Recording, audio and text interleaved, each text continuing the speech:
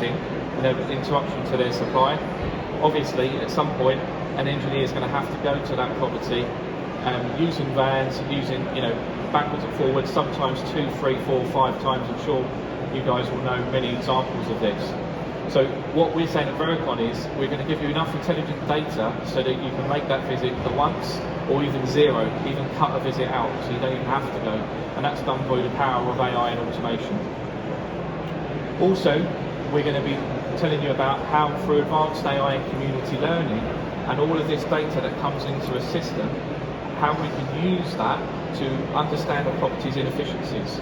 So understand potentially if there's cold spots, understand if a boiler's working too hard, that kind of thing. Now, all of this data from all of these sensors basically feed into one holistic platform which you can access on any web-enabled device. The portal, we call it the Vericon portal, has been designed so it can report to you by exception. So you don't have to be on there 24/7. You can log on anytime you like, and you can have unlimited amount of users on the system as well. So we don't charge any extra for licenses, etc. Now, this means that when something goes wrong, the right person is alerted at the right time, and it goes to the right actionable insight. Now, our ecosystem, and the reason I'm explaining this is because we're not a one-trick pony. And what I mean by that is from this, we have an extremely comprehensive range of remote monitoring solutions that come under the one roof. So emergency lighting, for example, energy consumption. So if we're talking about decarbonisation, that's huge. Damp and mould monitoring. We do heating, agnostic as well, so across the brands I'll explain in a second, and renewables. Now all of this and all of this data gets fed into the Connect system, where that data is then interrogated and analysed, and then you viewing in the portal, or it can be API'd into your own system. One thing I would like to say, a big plus for Vericon is the fact that we are open protocol as a company. So we are not saying if we don't make it, you can't have it. We're absolutely up for working with approved third-party devices, and we have done already. We use Zigbee as our communication platform. Don't want to get too techy for you, but that's how we communicate through all of these devices. We also provide a managed service as well. So you'll see in a moment there's an awful lot of data. So we can actually provide a service where we manage that data for you and get it delivered to the right people. So what are these little sensors? Okay, they're quite cute, so I thought I'd bring along to say hello. Firstly, this is a BCM, and as you can see from the picture there, it's designed to take its power from the boiler.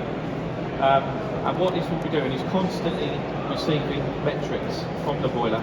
So it's not just about how the boiler's performing, it's understand when the boiler's broken. When that boiler hurts, someone will be alerted in real time to say exactly what is wrong with this boiler at, let's say, at 12 Acacia Drive. So the resident doesn't have any clue, but in real time it will relay the boiler's fault code and the boiler's fault code description. So what is wrong with that boiler basically. And it works agnostic as long as the boiler has an open firm and eBus or EMS bus protocol. Then it will talk to most boilers from 2007. So what I'm saying is your legacy stock from your gas boilers, we're talking about a compatibility rating of at least 85%, if not into the 90s. So it's not just a one branded kind of device. Now what that means is, so if this boiler was in my house, for example, and I'm none the wiser and my heating breaks down, the boiler breaks down, sorry, then what would happen is the alert goes through to whoever within your organisation needs to see it. Now they then know what part or parts they're likely to need. They know exactly the make and model of the boiler. So the first time fix rate, when they turn up, and your residents would love that because they haven't got to turn up to a property to then diagnose what the issue is. So there's a straight away saving on having to go back and get extra parts, or if for example a merchant was closed and they couldn't get to it, then you have to go back another day. There's another access issue, all of them kind of things. It's about reducing them unnecessary journeys. But what this is also going to do is it's going to help improve the boiler efficiency by about 4% as well. It reduces the modulation, it improves, the modulation.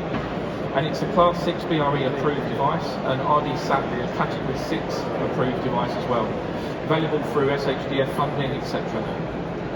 So, well, it's not just a boiler breakdown, you'll also be able to understand if a boiler is being inefficient in a home. Now, I'll give you an example. We had a client last summer where they've got one of these devices on the boiler. The resident had decided to go on holiday for a couple of weeks and they turned the boiler off. You can see why they would do it. They switched it off at the main spur. Now, what happened when they come back from that holiday and then turn that boiler back on, that boiler went into a default preheat mode, which basically means it's working really hard, working its socks off. Totally unnecessary. We've also got sensors in there monitoring the temperature in the room, so environmental conditions. It was making no difference at all to the actual output, but what it was doing, that boiler was working extremely hard and burning unnecessary emissions. So that's the kind of information that is useful. So what we was able to do, we informed our client that that particular property, that boiler is working inefficiently. That resident now doesn't get a nasty surprise when their energy bill comes through, and additionally you're saving carbon emissions. That boiler, you can sweat that asset for longer as well, so it has other sort of unquantifiable sort of benefits to it. Now I'll just get my clicker and show you my next device. Now this one is my personal favourite. You might think it looks a bit strange, but I'll take the front case off. Behind all this brass works is an extremely intelligent device. So this time of year, gas engineers will tell you this, that at least 60% of all gas engineer call-outs for interruptions of hot water and heating is caused by low pressure, under pressure. You may have had this at home where you've had to probably top the pressure up yourself from time to time, and of course some residents might be able to do that, but many don't. And this time of year, when we've got a shortage of gas engineers, it's a real strain for the engineers, basically the contractors. So what this device will do is it's intelligent enough to understand when a boiler has lost pressure and it drops to 0.8 bar, it will then autonomously, without any human involvement whatsoever, repressurise that system. Okay, bring it back to 1.5 bar. When historically, what happens now if you don't have this, the resident would eventually have no hot water and heating and then have to call in and get someone out to attend and repressurise it. It's a very soft fix. It's very easy for them to do it. So we take the mechanical action and do it autonomously. But better still, we report on this every single month. So if, for example, you have 10,000 properties with one of these installed, and in that particular month, we will say, in the month of December, for example, we've done 387 autofill top-ups. So you as a client, you would know that information would be on the system, but that's 387 measurable journeys and the cost as well, depending on whether you outsource it, whether it's in-house, it depends. But in terms of reducing unnecessary journeys, then peripheral emissions from organisational fleet journeys, that's what I'm talking about.